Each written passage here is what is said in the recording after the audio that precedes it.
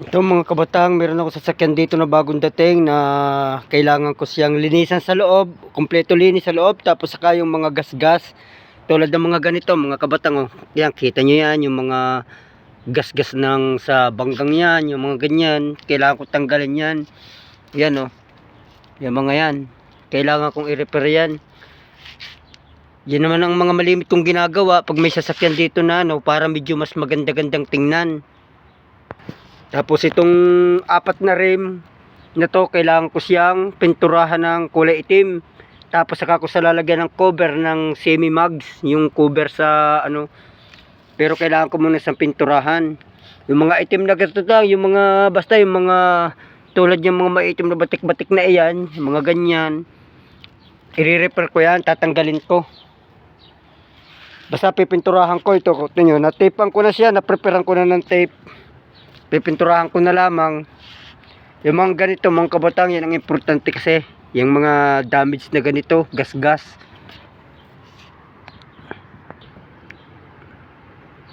Yan mga kabatang, oh, kung papansin nyo, ang laki-laking gas-gas niya, no? Yan, oh. Yan ang mga kailangang i-repair para mas gumanda, maganda tingnan sa bibiling panibago. Para malas yung mga ganito. Kita naman niyo yung mga gas-gas ng oh. Yung mga gas-gas na yan. Ano lang naman to, madali lang naman to tanggalin. Tapos saka ko siya medyo pagagandahin ang kulay para mabinta pa ng maayos. Tulad dito mga kabatang, tingnan niyo yung makina na to. Tingnan niyo pagkakadumi niyan. Tapos yung itong gilid na to, nakakawang ito ay nasira na yung niya, yung plastic na nakakapit.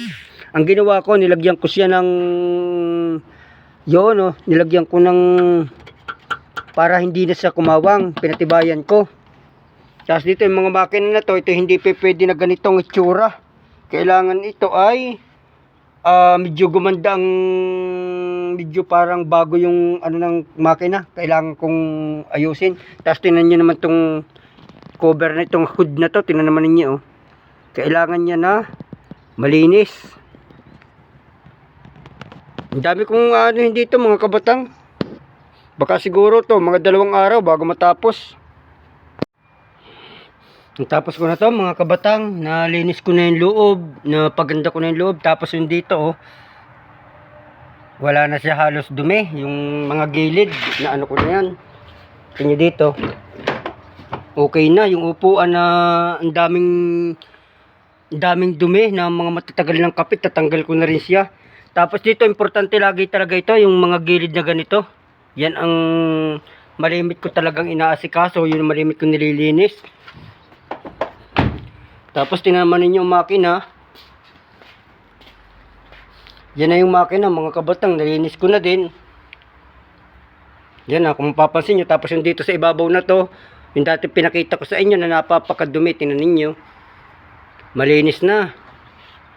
Tapos ito kasi ay hindi na papalitan ng rim na to. Pininturahan ko to kasi to ay medyo pangit na, kalawang yung sobra yan. Pininturahan ko lang yan, ang kabilang yan. Pero lalagyan ko siya ng lalagyan ko siya ng plastic cover itong mga to para maganda-ganda tingnan.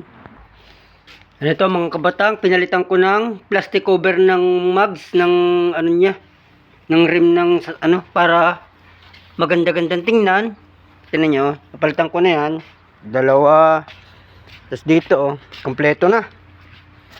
Tapos yun ang isa, napalitan ko na. Dadalhin ko na sa opisina ito ngayon at papaano ko na kung okay na ba to o kung may dapat pa akong idagdag o baguhin. Sige mga batang, dadalhin ko na muna ito doon. Ayos naman na. Maraming salamat sa inyo.